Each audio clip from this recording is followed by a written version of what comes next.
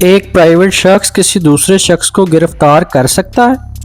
اگر کوئی شخص گلی محلے بازار گھر میں ناقابل ضمانت جرم یعنی کہ کوگنیزیبل آفینس کا ارتکاب کرے یا اگر وہ اشتہاری مجرم ہے تو اس صورت میں ایک عام آدمی یا پرائیویٹ شخص پولیس کے بغیر اس مجرم کو خود گرفتار کر سکتا ہے۔ اب سوال یہ پیدا ہوتا ہے کہ سب سے پہلے ہمیں یہ پتا ہونا چاہیے کہ کوگنیزیبل آفینس کیا ہوتا ہے۔ کوگنیزیبل آفینس وہ جرم ہوتا ہے جس میں پولیس کسی شخص کو بغیر وارنٹ کے گرفتار کر سکتی ہے۔ وہ اپنے طور پر قابل شناخت کیس کی تحقیقات شروع کرنے کے مجاز ہوتے ہیں اور ایسا کرنے کے لیے انہیں عدالت سے کسی قسم کا حکم لینے کی ضرورت نہیں ہوتی۔ کوگنیزیبل آفینسز کی ویسے تو بہت زیادہ اقسام ہیں، لیکن پاکستان پینل کوڈ 1860 ایکٹ کے تحت 4 بڑی اقسام کے اوپر ہم بات کریں گے، جس میں مرڈر، ریپ، کڈنیپنگ اور تھیفٹ نمایاں کوگنیزیبل آفینسز ہیں۔ کوگنیزیبل آفینس کی سب سے بڑی قسم مرڈر ہے۔ مرڈر جو ہے اس کو قتل کہتے ہیں۔ قتل کسی دوسرے انسان کا بغیر کسی جواز یا جائز عذر کے غیر قانونی قتل ہے۔ بغیر سوچے سمجھے کسی انسان کی جان لینا یا اسے مار دینا قتل کے زمرے میں آتا ہے۔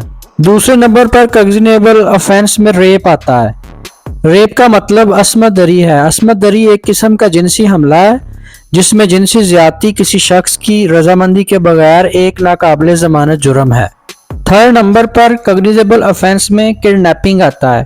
کڈنیپنگ کا مطلب کسی شخص کو اس کی مرضی کے بغیر قید کرنا یا اغوا کرنا ہے اور یہ بھی ایک ناقابل ضمانت جرم ہے۔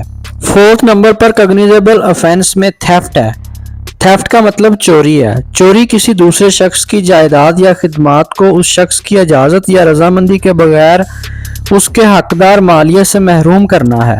یہ بھی ایک ناقابل ضمانت جرم ہے۔ اب بات یہ ہے کہ یہ جو کوگنیزیبل آفینسز ہم نے ڈسکس کیے ہیں اس کا تعارف کروایا ہے، اگر ان میں سے کوئی بھی جرم کوئی سرزد کرتا ہے تو اس بندے کو کوئی بھی پرائیویٹ بندہ گرفتار کر سکتا ہے، لیکن اس کو حوالہ پولیس کرنا ہوگا اور یہ عمل فوری ہونا چاہیے یا پھر قریبی پولیس اسٹیشن میں پہنچایا جانا ہوگا۔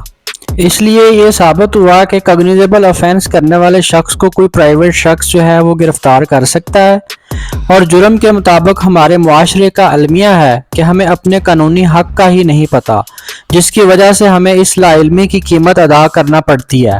اگر انسان کو قانون کا پتہ ہو اور وہ جانتا ہو کہ قانون کے مطابق کیسے ڈیل کیا جا سکتا ہے تو کسی نہ کسی جگہ پر ہر اگلا بندہ سوچنے پر مجبور ہو جاتا ہے کہ یہ وہ بندہ ہے جس کو قانون کا پتہ ہے، اس کو نقصان نہیں پہنچایا جا سکتا، لیکن ہمارے معاشرے کا یہ المیہ ہے کہ کوئی اس کی طرف توجہ نہیں دیتا اور اس کی قیمت ادا کرتا ہے۔